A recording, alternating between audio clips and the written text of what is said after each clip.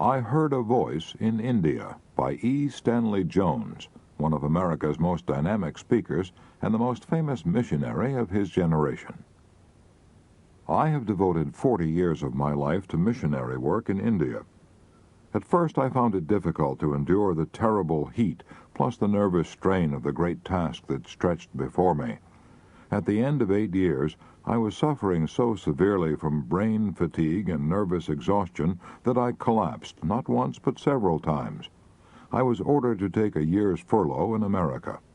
On the boat returning to America, I collapsed again while speaking at a Sunday morning service on the ship, and the ship's doctor put me to bed for the remainder of the trip. After a year's rest in America, I started back to India, but stopped on the way to hold evangelistic meetings among the university students in Manila. In the midst of the strain of these meetings, I collapsed several times.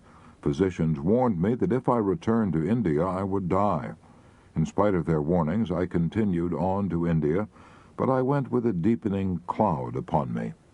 When I arrived in Bombay, I was so broken that I went straight to the hills and rested for several months.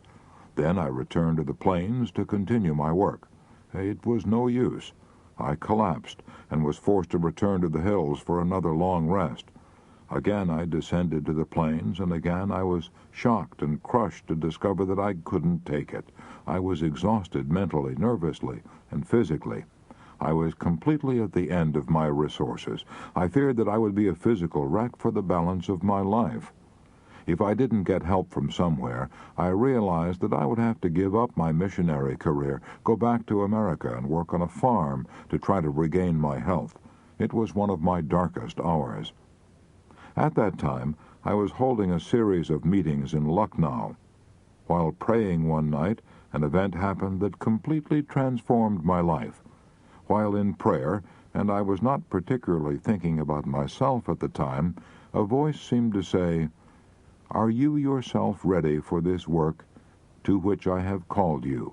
I replied, "No, Lord, I am done for I have reached the end of my resources." The voice replied, "If you will turn that over to me and not worry about it, I will take care of it." I quickly answered, "Lord, I close the bargain right here." A great peace settled into my heart and pervaded my whole being. I knew it was done. Life, abundant life, had taken possession of me. I was so lifted up that I scarcely touched the road as I quietly walked home that night. Every inch was holy ground. For days after that, I hardly knew I had a body. I went through the days working all day and far into the night, and came down to bedtime wondering why in the world I should ever go to bed at all, for there was not the slightest trace of tiredness of any kind. I seemed possessed by life and peace and rest, by Christ himself. The question came as to whether I should tell this. I shrank from it, but felt I should, and did. After that, it was sink or swim before everybody. More than a score of the most strenuous years of my life have gone by since then, but the old trouble has never returned.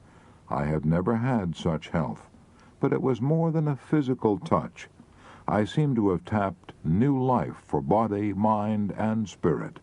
After that experience, life for me functioned on a permanently higher level, and I had done nothing but take it.